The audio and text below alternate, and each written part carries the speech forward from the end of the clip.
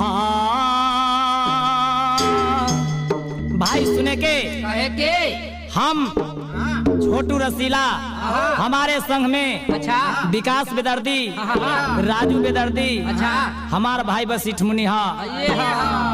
और हम पवन स्टेडी बख्तियारपुर पटना से बाबा अमर सिंह के हम कैसेट भजन गावे जाए थे सुने के भाई हाय हाय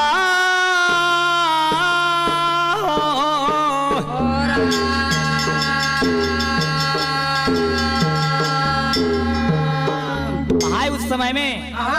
बाबा अमर सिंह उस समय में जमुना नदी किनार पर रहते रहथिन मछली के व्यापारी रहथिन उस समय में पलवैया बेटी बाबा अमर सिंह के की करतन आहो हमारा सिंह के बोइया आना सोनैया गे पलवैया बेटी को सिका गे कसिका घाट आना घाट गे नैया डूबा भैया गे कसिका घाट आना घाट गे नैया डूबा भैया गे कसिका घाट आना घाट गे नैया डूबा भैया गे कसिका घाट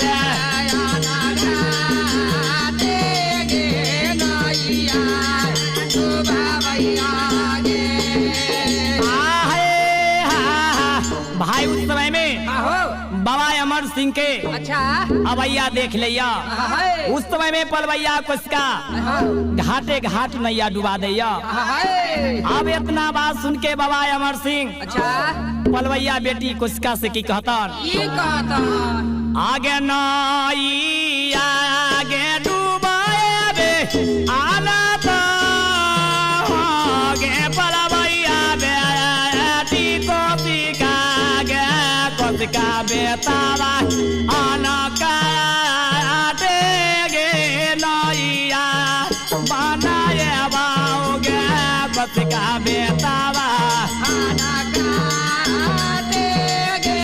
बेरावा बनाए बाओगे कसिका बेतावा आना काटे गे बेरावा बनाए बाओगे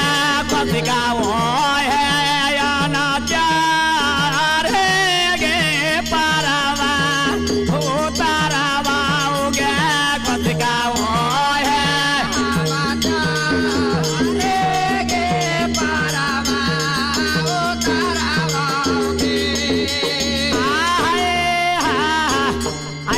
के बसीठ मुनि भाई उस समय में बाबा अमर सिंह पलवैया बेटी कुसका से कहता जब तू नैया डुबा देले तो हम अपना हाथ के बेंत काट के बेरा बना के ओहे चढ़ के हम पार उतर जबाई अब इतना बाबा अमर सिंह के बोली सुनैया कुसका उस समय में बेटी तक की कहैया आहो बेरा हो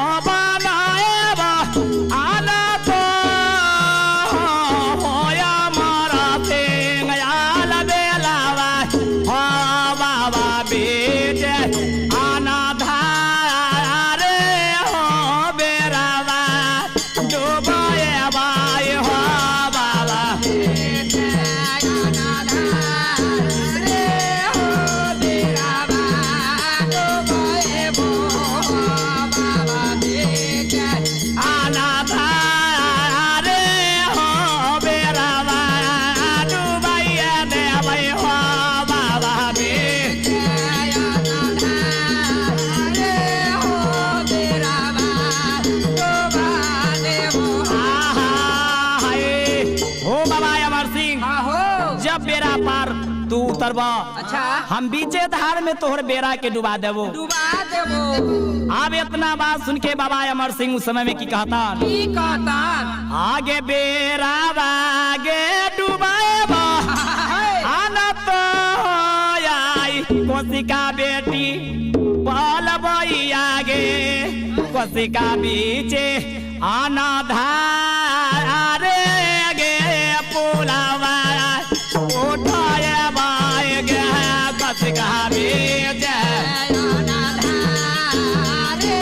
गे पुलावा उठाए बाए गे कोशिका बीचे आना धारे गे पुलावा धासाए बाओगे कोशिका बीचे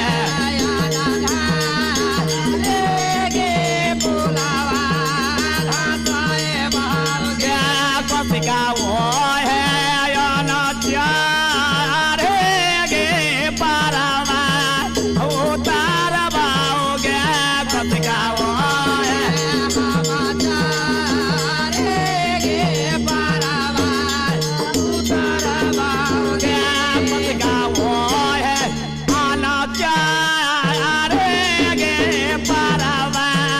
उतार बाओगे कोशिका वो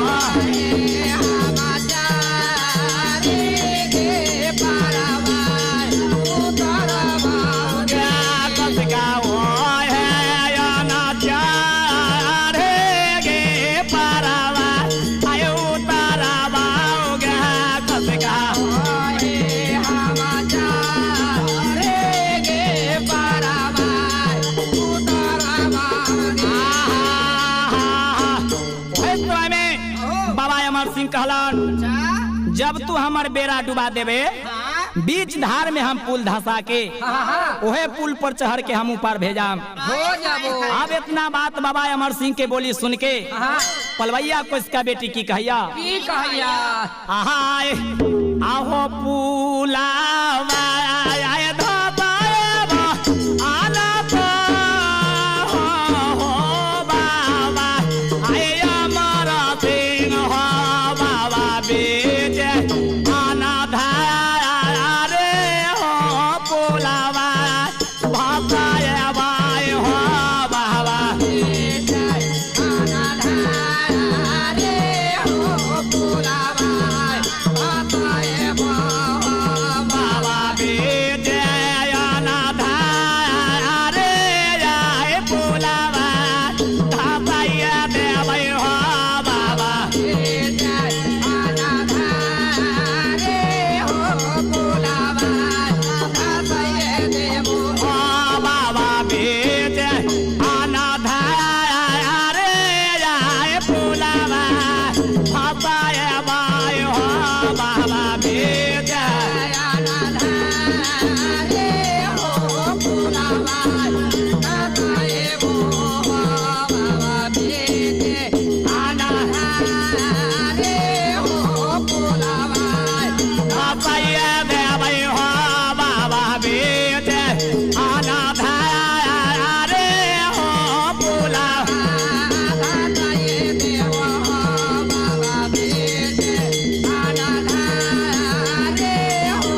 पुलावा भासाए देवो। भाई सुने के विकास विदर्दी उस समय में पलवैया को इसका कहला हो बाबा अमर सिंह जब पुल बनेबा बीच धार में पुल के नीचे में धंसा देबो अब भाषा देबो धंसा के भाषा देबो। उस समय में इतना बात सुन के अमर सिंह बाबा पलवैया को इसका बेटी से की कहिया आगे पुलावा आए भासाएबा आना तो होगे पलवैया बेटी कोशिका के कोशिका हाथिया आना चारे गे पारावा उतारावा गे कोशिका हाथिया आना चारे गे पारावा उतारावा गे कोशिका हाथिया आना चारे गे पारावा उतारावा गे कोशिका हाथिया आना चारे गे पारावा उतारावा गे कोशिका हाथिया आना आना चारे गे पारावा उतारावा गे कोशिका हाथिया आना चारे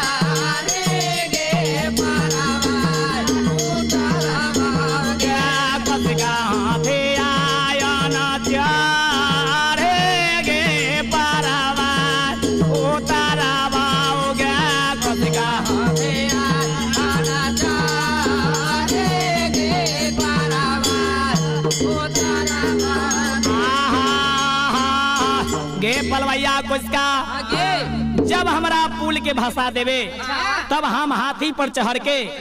हम ही जमुना नदी पार हो जबाओ। अब इतना बात सुनै छन। उस समय में पलवैया कोसका बाबा अमर सिंह के की कहैया आहो हाथी आय चढ़े आला होया अमर सिंह ला बेला बाबा बेच आना धारे हो हाथी भाषाइया देवे हो बाबा बेच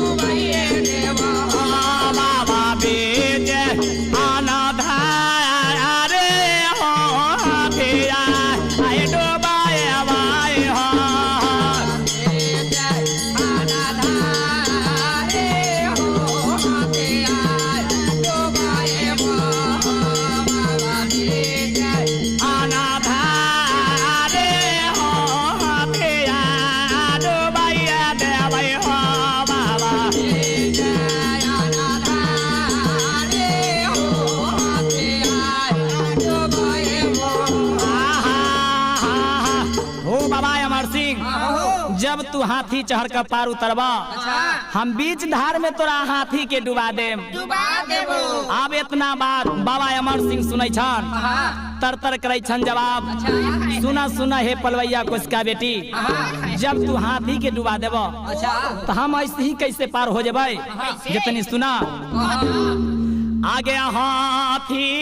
आए डुबाए आला हटे कोसिका गे कोसिका हम आय तुम्हारा बाई गे बावन बेयारा बागे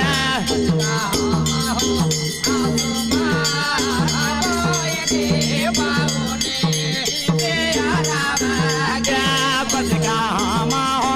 आय तुम्हारा बाई गे बावन आय बेयारा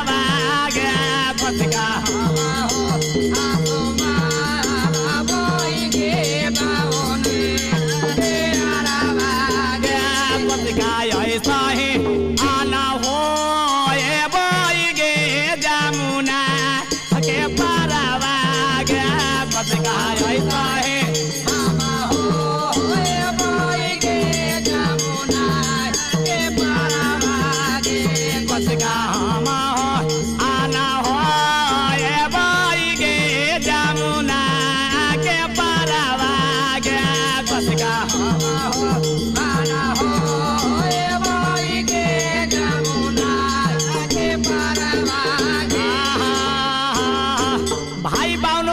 जखनी हम सुमर लेबाओ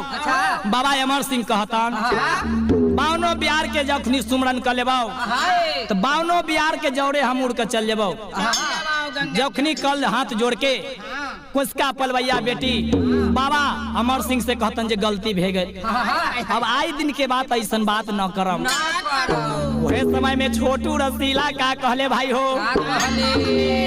आहो गावले आए भजनिया आला बाबा हो दपक आला जोरा ले हो बाबा राहल आना माहे मा हो या गमा या पारवा हो बाबा राहल आना माहे मा हो या गमा पारवा हो बाबा राहल आना माहे मा हो या गमा या पारवा हो बाबा राहल आना माहे मा हो या गमा या पारवा हो। भाई हमार घर सिमरी थाना बख्तियारपुर, जिला पटना है। राजा पवन एसटीडी बख्तियारपुर पटना से 61 भइल है। सुने के भाई और गलती सलती भइल रहे, ये अपना छोट भाई घर के समझ के माफ कर दिया।